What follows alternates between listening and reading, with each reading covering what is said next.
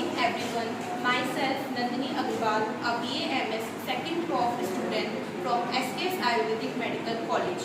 Today, on the very special occasion of Ayurveda Day, I am going to represent my poster under the theme of Samhita Se Samvad, that is Media Partnerships for Planetary Wellness. इस theme का जो basically purpose है वो ये है कि लोगों के बीच में अवेयरनेस क्रिएट करना through the lens of Ayurveda on a global scale. Ayurveda से ये हमें लिंक करना सिखाता है कि कैसे प्लांट्स, एनिमल्स एंड सारे जो इकोसिस्टम्स हैं अगर वो कोऑर्डिनेशन करते हैं तो हमारी एनवायरनमेंट में एक हार्मनी क्रिएट होती है।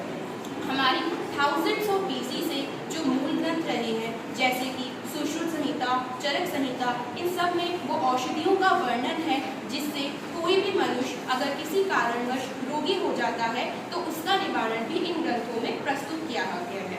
यही बेसिकली मैंने सब अपने पोस्टर में रिप्रेजेंट किया है। आयुर्वेदा यानी कि आयु प्लस वेदा, आयु अर्थात लाइफ एंड वेदा अर्थात नॉलेज, दैट इज वो साइंस जो कि आपको लाइफ के बारे में पूरी नॉलेज देता है कि आप सुख से अपनी एक लंबी आयु कैसे बिता सकते हैं।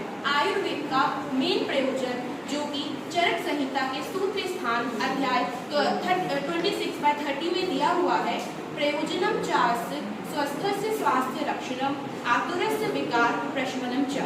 आयुर्वेद के में भी दो प्रयोजन हैं, यानी कि एक तो स्वस्थ व्यक्ति के स्वास्थ्य की रक्षा करना और दूसरा जो लोग किसी कारणवश रोगी हो गए हैं उनको उस अवस्था से बाहर निकालना। यही सारा मैंने अपने इस पोस्टर में बताया है। सबसे पहले इसमें ये बुक जो है वो मूल ग्रंथ को रिप्रेजेंट करती है और ये जो डीएनए है ये बताता है कि कैसे औषधि और ये सारे योग, पंचकर्म, औषध हमारी इन ग्रंथों में वर्णित हैं।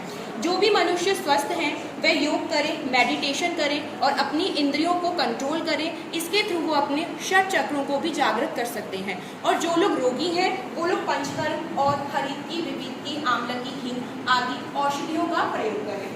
इसके अलावा ये जो हमारी बॉडी है वो 3 दोष यानी कि वात, पित्त, कफ, पंच महाभूत यानी कि वायु, आकाश, अग्नि, जल, पृथ्वी, 3 दंड सत्व, शरीर, आत्मा और 3 स्तंभ यानी कि आहार, निद्रा, ब्रह्मचर्य, इन सब के साम्य अवस्था में रहने से बनती है। इन सब में इक्विलिब्रियम होगा तभी एक मनुष्य स्वस्थ यानी कि हेल्दी लाइफ स्पेंड कर सकता है।